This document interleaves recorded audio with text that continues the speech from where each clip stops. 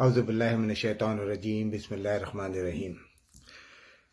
آج کی video log بنانے کا مقصد انتہائی اہم، میرے نزدیک اہم اس لیے ہے کہ کل میری نظر سے میرے کانوں نے ایک آڈیو میسیج سنا۔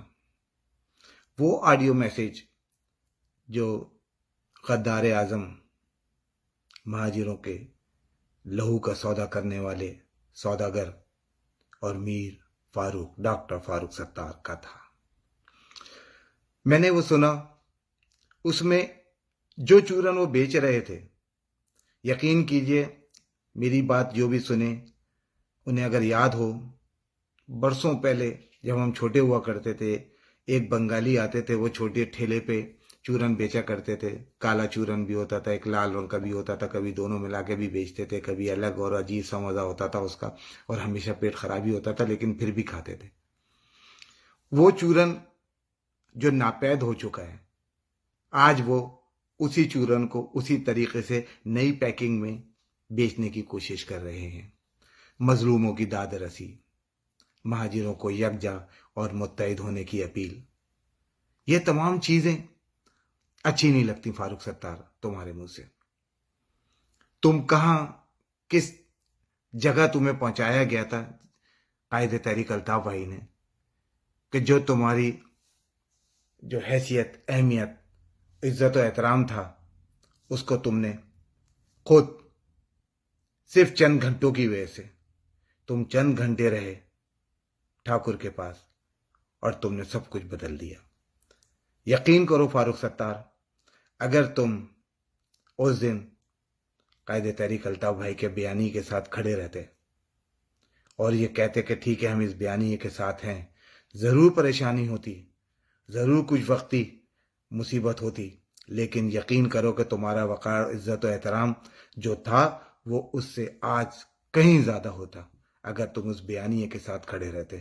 تم کہتے کہ ہاں یہ میرے روحانی باپ ہیں، انہوں نے جو کہا ہے میں اس کے ساتھ کھڑا ہوں، یہ صحیح ہے، جو کہ صحیح تھا۔ ہزاروں کارکنان آج بھی اس بیانیے کے ساتھ ہیں، ہم بھی ساتھ ہیں، ہر کوئی اس کے ساتھ ہے، لیکن تم نے اپنی اوقات، اپنی اہمیت، اپنی وقت سب کچھ خاک میں ملا دی، یہ کہہ کے کہ ہم الطاف حسین کے ساتھ نہیں ہیں، اور جو کچھ چارجز، جو کچھ تم نے کہا ان کے بارے میں، وہ انتہائی ذلت آمیز ہے تمہارے لیے، کہ تمہیں سوچنا چاہیے، گریبان میں منہ جھانکنا چاہیے کہ میں نے کیا کچھ کہا اور اس شخص نے میرے لیے کیا کچھ کیا۔ تمہاری حیثیت زیرو ہو گئی۔ زیرو تم پہلے بھی تھے، لیکن 9 کے ساتھ لگے ہوئے تھے، 9 کے ساتھ لگے ہوئے تھے، اس لیے تمہاری اہمیت و عزت و احترام، وقار تھا۔